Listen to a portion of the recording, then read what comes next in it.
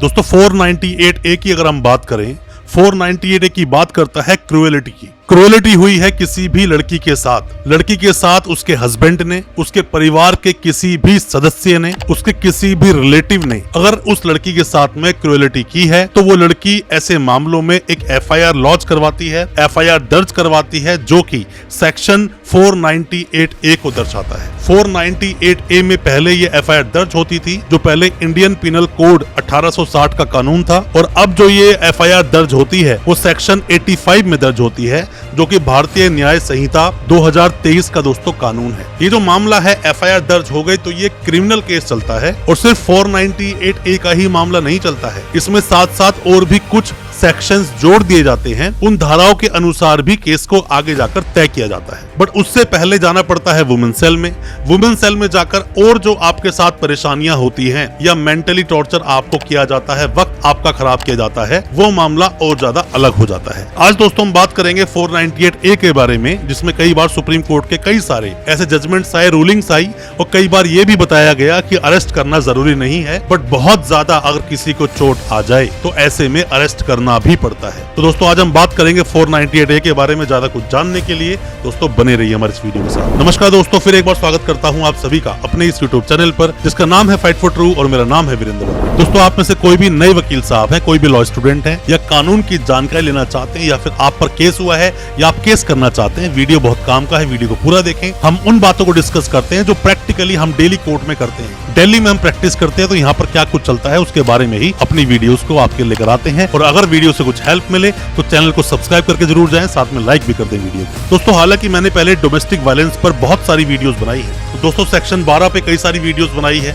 जो कि protection of women from domestic violence act 2005 का है। उसी में जो इंटरिम मेंटेनेंस मिलता है उस पर भी वीडियोस बनाई है। साथ में जो मेंटेनेंस का आप केस डालते हैं 125 का, उस पर वीडियोस अवेलेबल हैं। चाइल्ड कस्टडी पर भी हैं। ऐसे कई सारी वीडियोस आपको इसी चैनल पर देखने को मिल जाएंगी। बट 498A का मुद्दा, सबसे पहले आप दोस्तों ये जान लीजिए कि 498A में किसी भी हस्बैंड के अगेंस्ट जब कोई FIR दर्ज होती है, या फिर आप जब जाते हो वुमेन सेल में, जब बुलाते हैं, पूछताछ करते हैं, और ऐसे में सिर्फ हस्बैंड को ही नहीं, उसके परिवार वालों को बुलाया जाता है, रिलेटिव्स को भी बुला लिया जाता है, और वहां बुलाकर वुमेन सेल में उनके साथ में बदतमीजी की जाती है। उल्टे सीधे सवाल वो लोग पूछते हैं। बस वो कोशिश ये करते हैं कि लड़के लड़की का दोनों का पैचअप वहां पर हो जाए, किसी भी तरह से मीडिएशन कराने की कोशिश करते हैं कि दोनों का घर चल जाए। पुलिस भी अपनी तरफ से पूरी कोशिश करती है। यही रूलिंग है हाई कोर्ट और सुप्रीम कोर्ट की। ऐसे में कोशिश करते हैं दोनों का घर दोबारा से जोड़ने के लिए। बट यहाँ पर रूलिंग दोस्तों, एक बात हम करें, अर्नेस्ट कुमार का जो जजमेंट आया उसमें ये बोला गया कि 498A में सीधा तरीके से अरेस्ट ना करें। उसके बाद से अरेस्टिंग रुक गई लड़कों की, मतलब कि जो हस्बैंड्स होते हैं उनकी अरेस्ट रुक गई, वरना पहले तो सीधा जैसे ही FIR हुई उसी वक्त सामने वाले को अरेस्ट कर लिया जाता था। दोस्तों 498A क्या बोलता है, इसकी लैंग्वेज क्या बोलती है? सिंपल सी बात बोलता है, हस्बैंड और relative of husband of a women subjecting her to cruelty. मतलब कि इसमें कोई भी हो, चाहे वो हस्बैंड के रिलेटिव्स हो, हस्बैंड हो, या हस्बैंड की फैमिली ही क्यों ना हो, वो सभी लोग जो क्रूएलिटी करते हैं वो केस इसमें दर्ज हो जाता है। जो पहले 498A था वही अब सेक्शन 85 बन गया। दोनों में बदलाव किए ही नहीं गए, दोनों same to same as it is उठाकर इसमें डाल दिया, कुछ चेंजेस नहीं आए, जबकि इसके अंदर चेंजेस की जरूरत है। कई बार सुप्रीम कोर्ट ने, कई बार हाई कोर्ट्स ने ये बातें बोली हैं कि इसमें कुछ बदलाव होने चाहिए। दोस्तों आप में से कोई भी जब भी हमें व्हाट्सएप करता है केस को डिस्कस करने के लिए, जो कि ऑनलाइन कंसल्टेंसी का वे होता है, जो कि चार्जेबल होता है, या कोई सवाल अगर है तो सवाल लिखकर आप पूछें, उसका जवाब आपको फ्री में मिलेगा, या कमेंट बॉक्स में सवाल पूछें तो भी आपको रिप्लाई मिलेगा। बट आप जब